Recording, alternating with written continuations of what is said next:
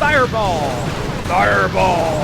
Fireball! Fireball! The Fireball is an amazing piece of equipment, and there are several tips that we need to know to be able to use this piece of equipment most efficiently, and believe me, it opens up so many options whenever attacking the base. But while you're here, make sure you smash that subscribe button. But for now, let's get into it. Each piece of equipment has been modeled after spells in some way, which allows for interesting use cases, depending on the exact piece of equipment that you're using. The Rage Vial with the King is of course similar to the Rage spell. The Frozen Arrow is like having a freeze spell. The Healing Tome is equivalent to a majorly OP heal spell, and the Haste Vial is equivalent to dang.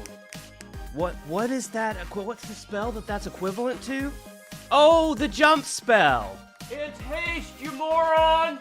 Oh, that's right. The haste spell. And when it comes to the Fireball, there is no direct spell equivalent, but the damage output is essentially equal to 6.4 max lightning spells at 4100 damage. But the amazing thing about this damage is while the lightning spell only covers 4 tiles in diameter, the Fireball covers a larger area of 6 tiles, which means if placed right, it could essentially be equivalent to 12.8 lightning spells.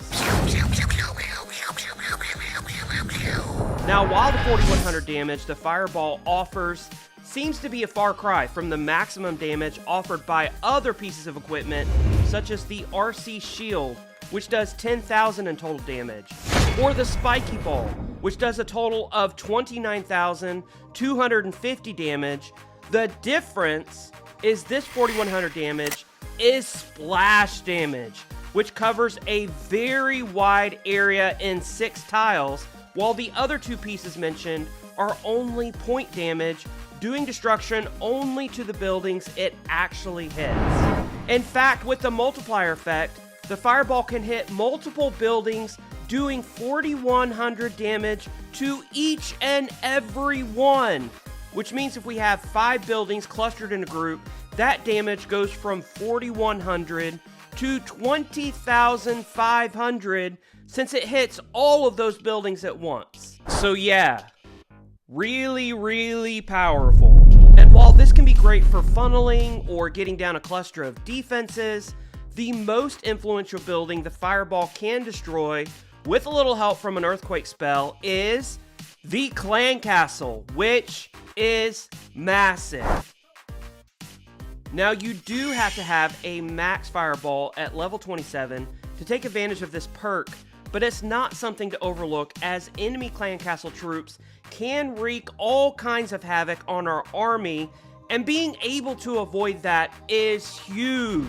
Now, we don't always have to go after the enemy Clan Castle with the Fireball if there's little value around it.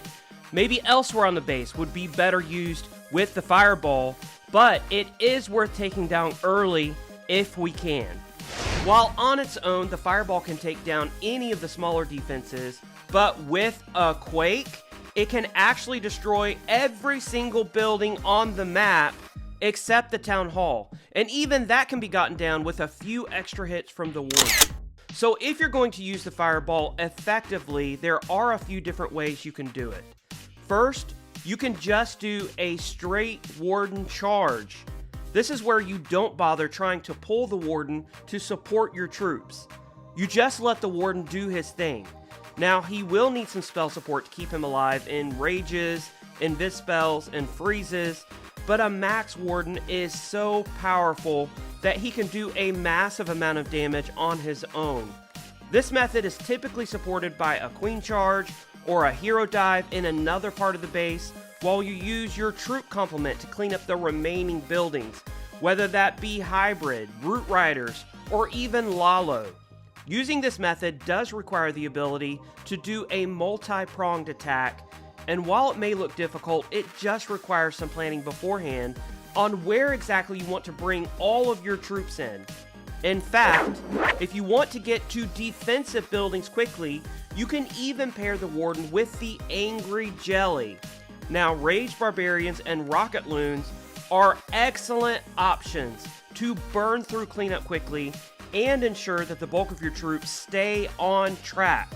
You can even take your time with these sections, so don't feel rushed to get your troops out super quickly, as every defense the Warden knocks down is one less defense available to shoot at your heroes or the main cluster of troops. The second method is one that I am currently using, and it's combining the Fireball with the Angry Jelly to get down high value buildings or even the clan castle very quickly, as well as to set funneling for the second part of my attack, which is Super Witches. Super Witches. I never thought I would see the day that Super Witches would return, since the last time I really used them was at Town Hall 12 and 13. But in reality, this attack is very strong in wiping out Town Hall 16s as long as the pathing is there. In this attack, we won't be doing a Warden charge the entire attack, but we'll be combining forces between the Warden and the Super Witches and your heroes, most likely the Queen. Something else to remember with this method is as long as the Angry Jelly is active for the first 35 seconds, the Warden will not be pulled to your troops. So you'll have to wait for the Angry Jelly ability to wear off within the first 35 seconds before getting him to go over to your Super Witches. The last thing to remember with any of these attacks is the Warden's Fireball is typically always paired with the Rage Gem, as any of his other abilities are essentially wasted. But holy cow, the Warden's Fireball opens up so many opportunities to attack, and I have been extremely excited to see exactly what it can take down on a base that I'm attacking. Let me know if you are using the Warden's Fireball in the comments below. Make sure you like and share this video with anybody who may be curious about the abilities of the Fireball and all that it can accomplish. Also, make sure you subscribe to the channel to follow more content just like this. Until the next video, I am TipDog20. I'll see you then.